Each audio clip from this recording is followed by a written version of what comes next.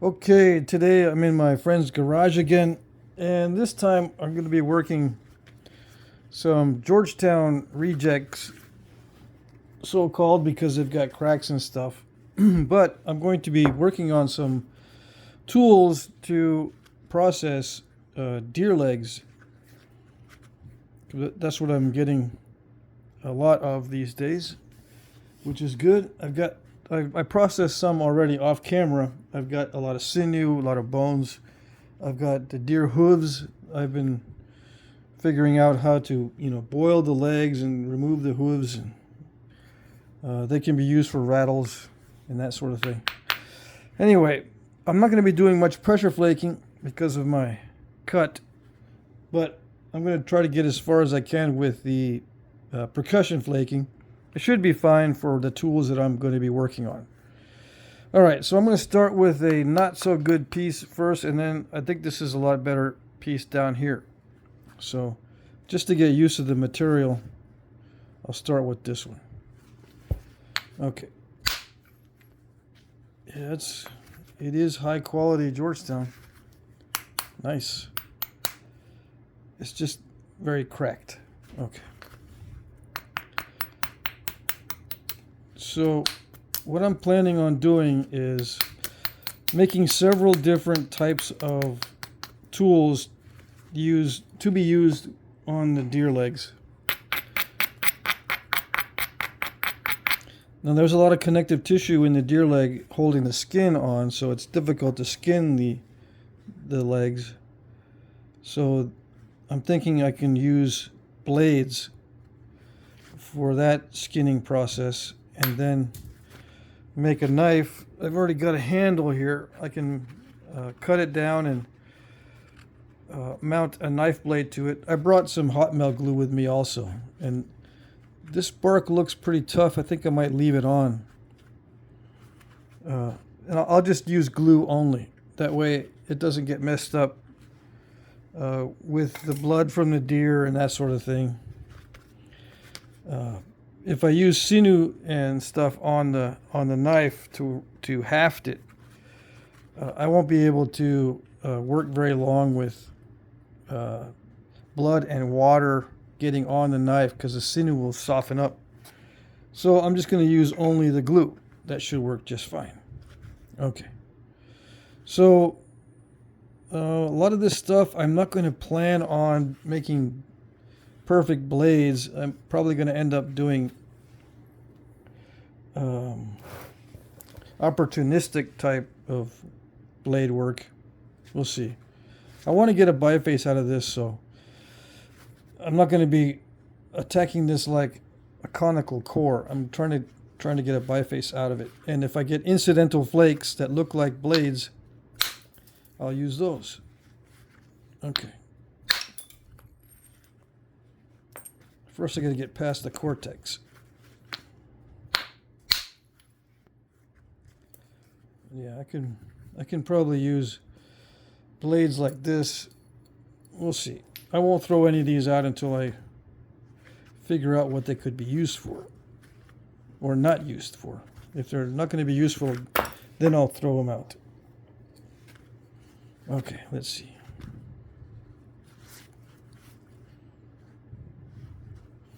This top part up here looks like the most useful, but I don't know. We'll see.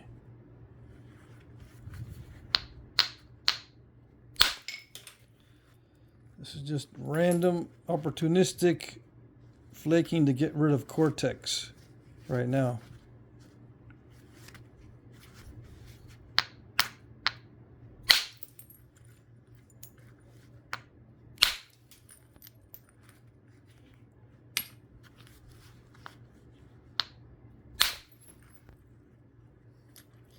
Yeah, this is a nice, nice tool right here, I think.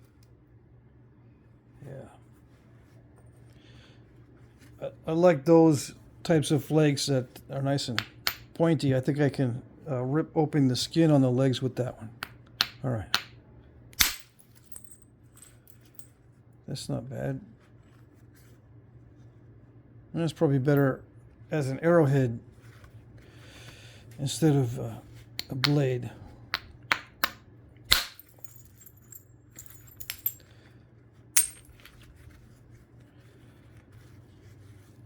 Okay, so I'm going to be careful in how I reduce this, because I want to get a big blade. Let's see. How do I make the distinction between blades like this and a bifacial blade? So that's just, I think that's called a prismatic blade. Yeah, okay. So I'm going to try to get a bifacial blade out of here. And if there's prismatic blades like that come off of here, they'll be incidental, but I can still use them. Okay. So that's the difference. Prismatic blade and bifacial blade.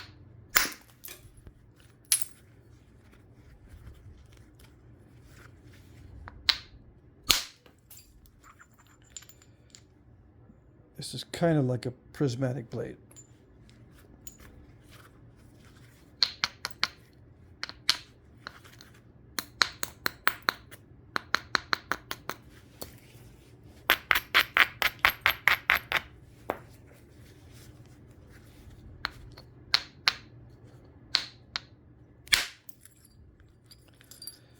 Nice. So this is getting worn very quickly. Pretty soon it's going to start looking like this one here, where it's kind of flat and not rounded. Or I shouldn't say flat, but maybe chamfered. This one looks like it's getting chamfered. This one's starting to get the same way. So it's probably not going to last me more than another 10 points or maybe another month. I'll have to get another one.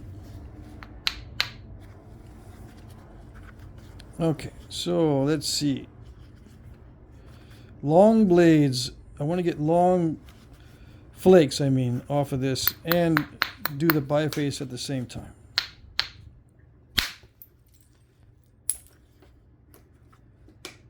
So that's the strategy. Long flakes. But still have a good biface when I'm done.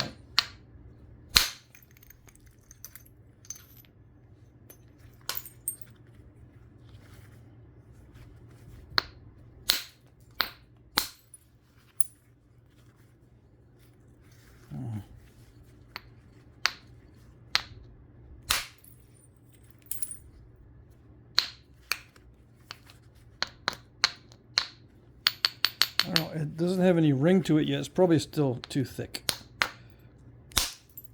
But hopefully it doesn't have any internal issues. It doesn't look like it does.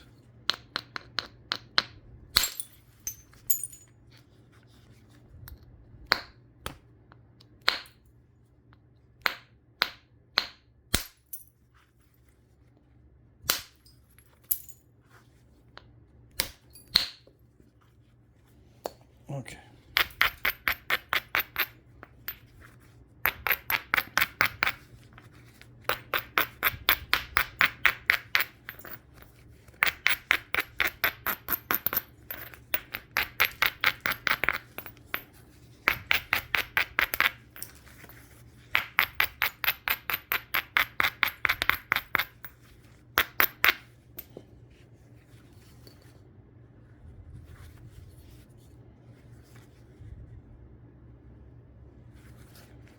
Yeah, I should probably get rid of that that area right here first. So hold on. I was going to start thinning it already, but I need to get rid of that. It looks like some cracking going on there.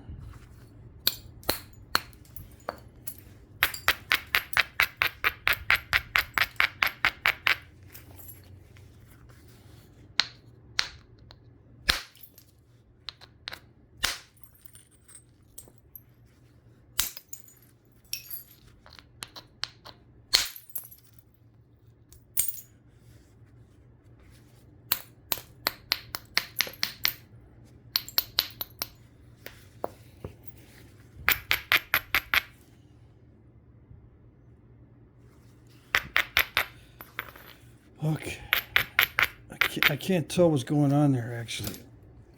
I don't know if it's me or the stone.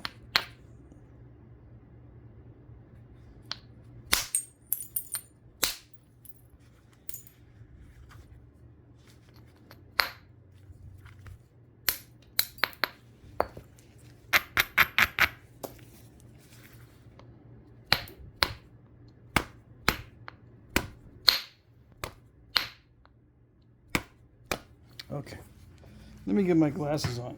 That's probably what's throwing off my depth perception. I can't use my natural vision anymore. All right, let's see.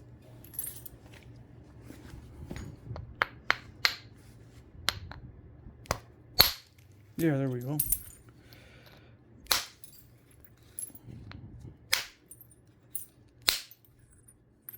Nice.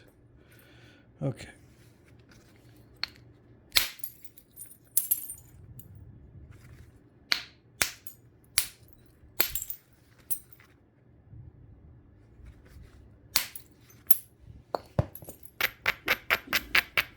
Okay, so I'm pretty sure I know what I've got now. Looks pretty good. I thought this was going to be a crummy piece, but it turns out it looks pretty good.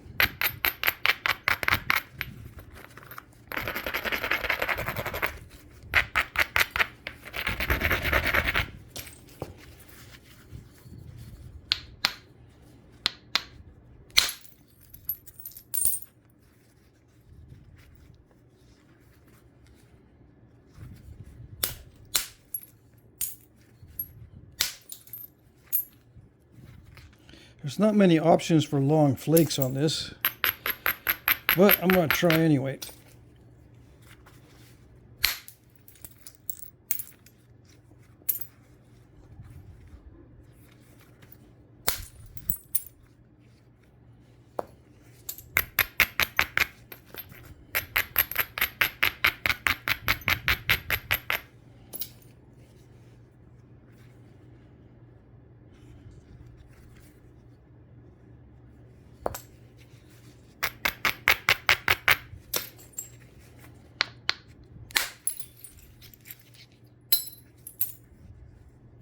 That went all the way up to there. So it flakes well. Yeah.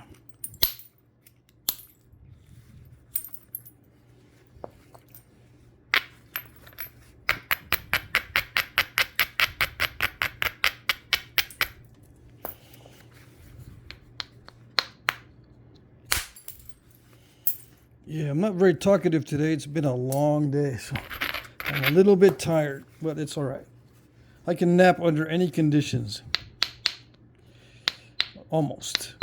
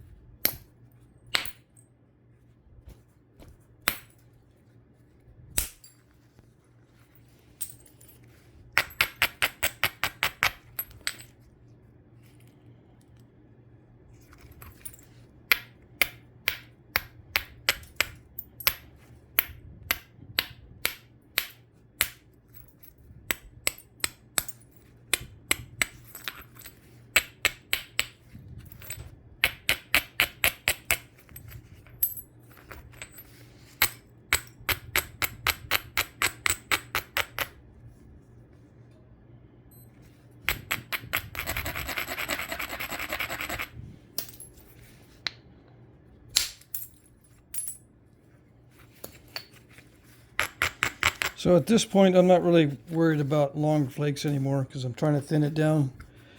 I'm focusing mainly on the thinning.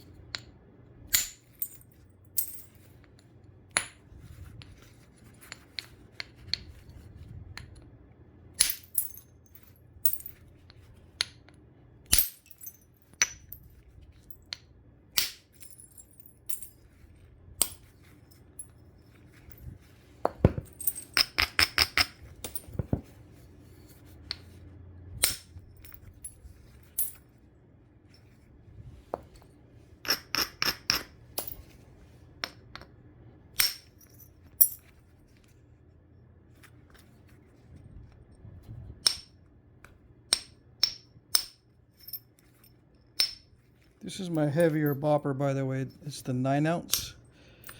9 point something.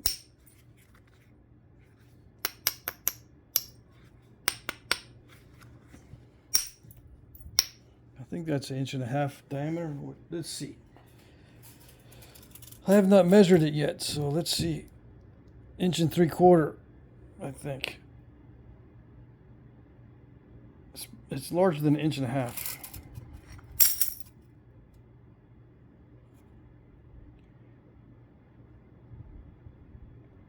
Maybe 1 5/8 inches, or I don't know. It's in between 1.5 inches and 1 5/8 inches. Okay.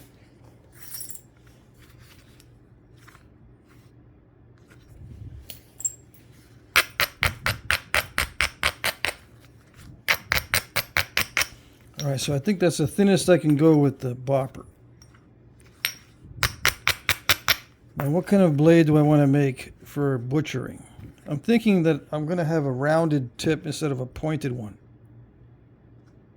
I think that might work better.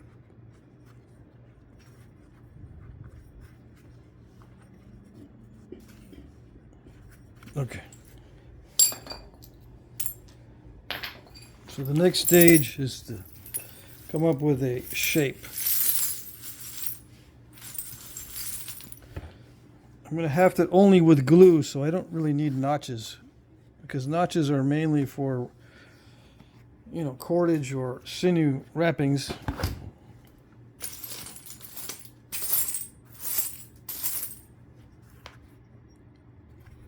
Right? Right.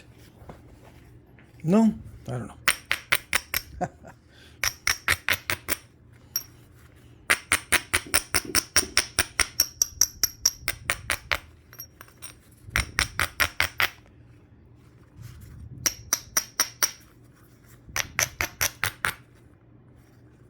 Just a simple leaf-shaped blade, right?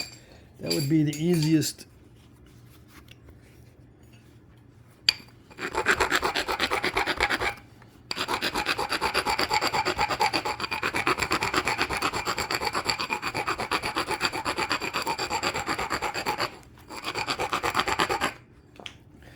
Let me straighten out that base a little bit. Yeah. Get rid of the cortex.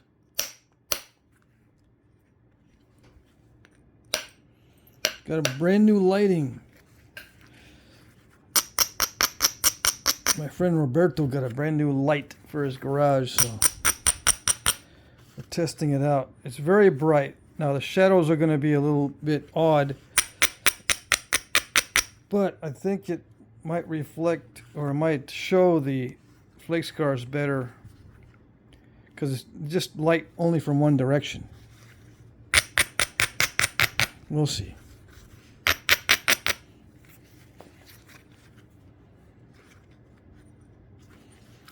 So I'm not used to making them these things only for myself.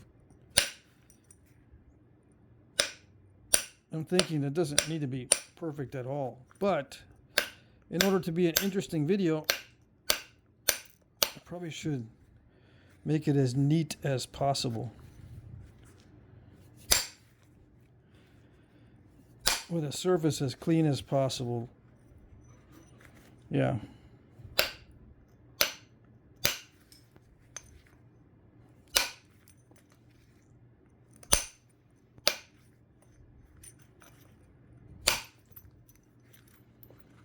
And like I said, I'm not going to do much pressure flaking at all, if any. So it'll just be a percussion sharpened edge.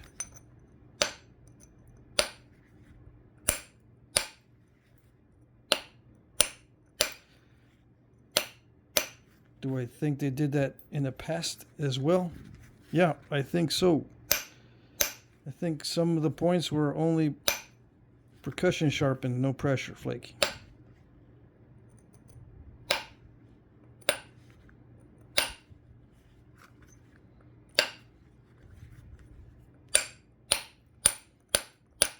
I'm just going to work on some symmetry,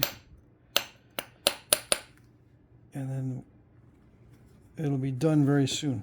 Now to resharpen, I'll probably have to do a little bit of pressure flaking. Yeah, I probably can't get around it when I'm resharpening this. But for now, I'm just going to use the percussion only. Okay.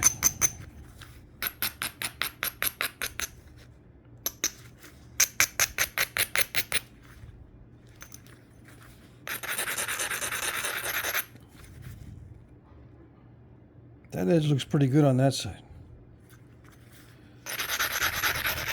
The thinner it is, the easier it is to resharpen it. But I don't want to go too thin because then it might break. I want to try to use a tool that is strong enough to stand up to once in a while, hitting a bone without, you know, causing a major issue with breakage or even removing a flake. I don't want to be removing flakes while I'm butchering those legs. As soon as you hit a bone, you know, the chance of flaking it is very high.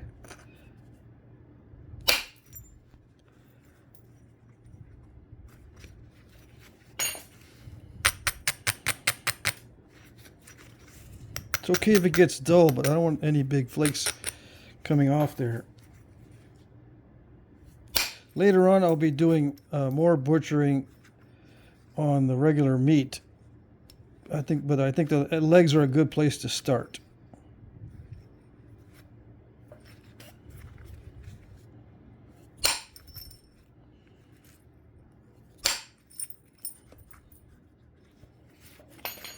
It's been a while since I've used stone tools for cutting meat and stuff. I did it way back when I first started, but I just used flakes. I didn't use any dedicated blades for it at that time. I couldn't make large blades at that time. I said I was going to try to make a clean surface, but it's not clean yet. In fact, it looks like it's getting worse. Yep.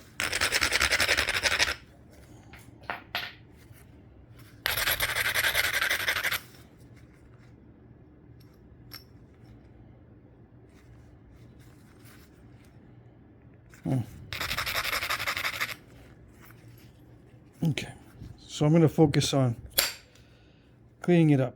So hold on. I'll be working both sides.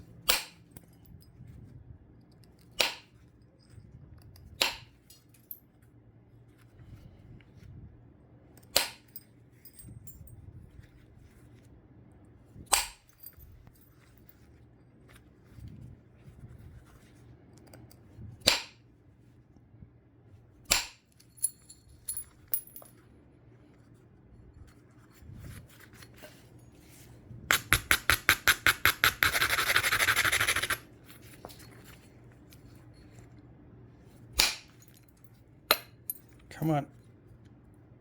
Did it do it? Close enough.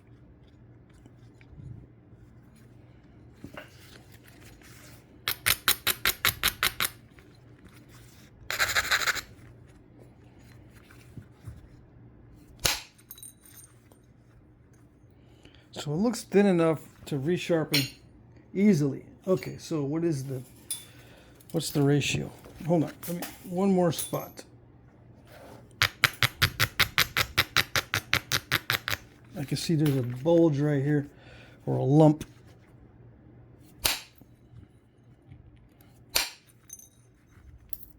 Yeah, okay. So we got like 62 millimeter by, let's see.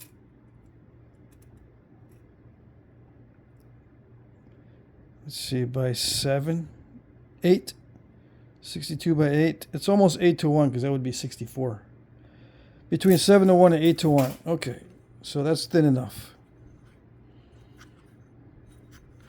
I am going to do some pressure work. Change my mind. I need to do some on the tip. Yeah. Let's see. Let me abrade the base a little bit. And then I'll work on, let's see, I can use a smaller percussion rod. And then where I can't get in there with fine flaking, I'll do the pressure flaking. It's probably near the tip would be the most advantageous area for the pressure flaking, because I can get very fine flakes.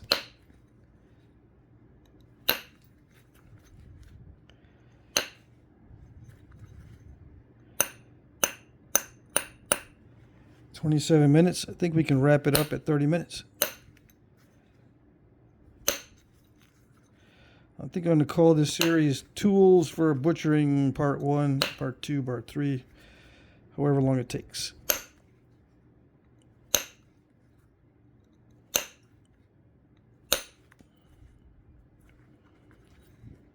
Well, since this is working well, I might not need the pressure flake.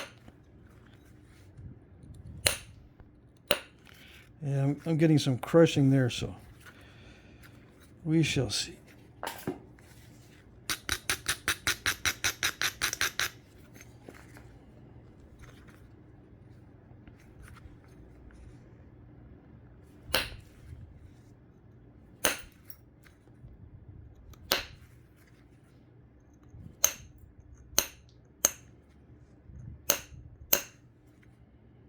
Now, I don't think I'm going to show the hafting and the gluing on video.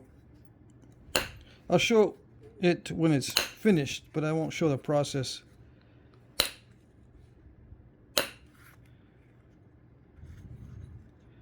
I'll show that some other time.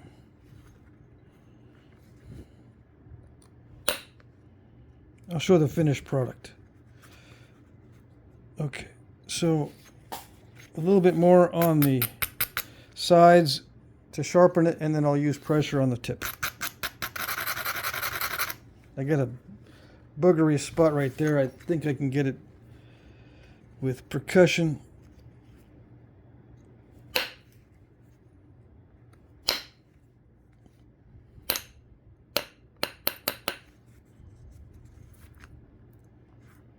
Maybe, maybe not.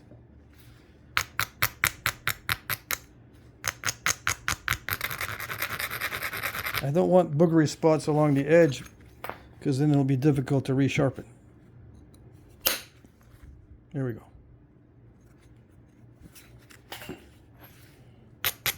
It looks like a little pocket of something, and there's a crack. They went right through there. So that might be a little problem area later on.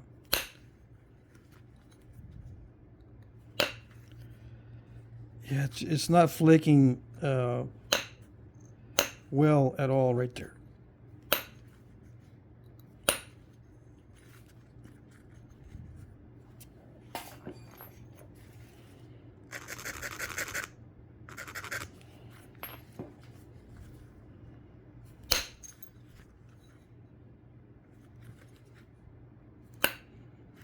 But good enough.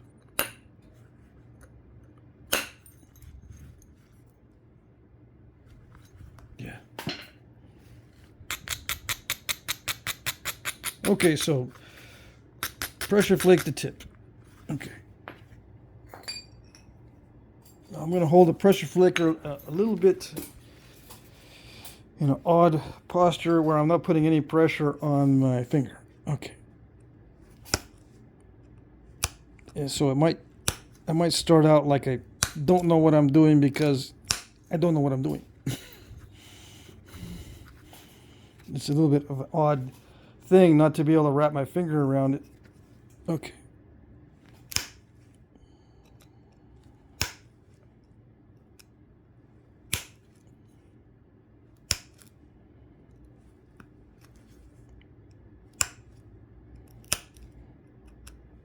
Yeah, I'm thinking about my finger and not the knapping. Let's see.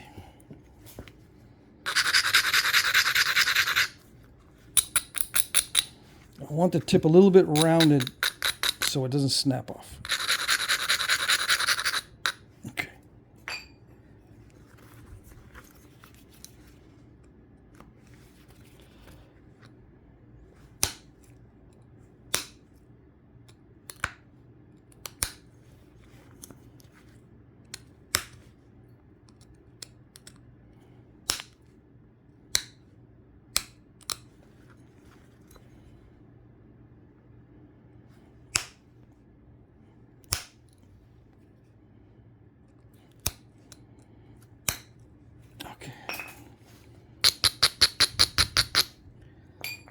I'm not able to exert the type of pressure I want, but let's just keep going.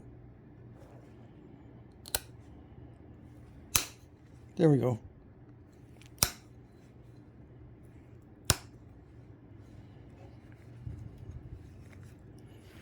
Yeah, it doesn't have to be perfect.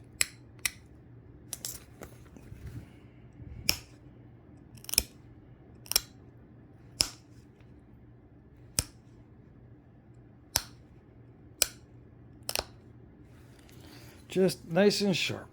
I don't know if you can see. Sharp enough. Yeah, there's a step fracture there, but I don't know what I can do to stop those step fractures. I always get them right there.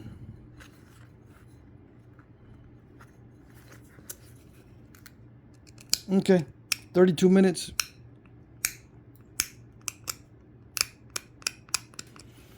Maybe I should do a serrated blade so I can compare the difference. One like this and one that's heavily serrated. That might be an idea.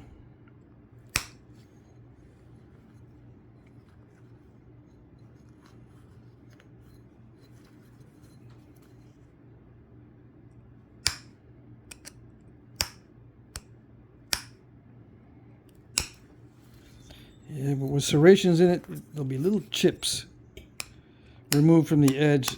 They'll end up in the meat or in the hide or in the flesh of the deer leg.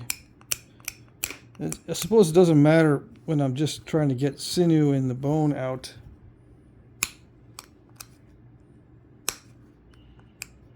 But for the meat processing, I don't think heavy serrations will be advisable. I don't know. I can try it. All right, good enough. And I'm going to haft it to this piece of wood. Yeah. All right, so there it is. Blade number 1.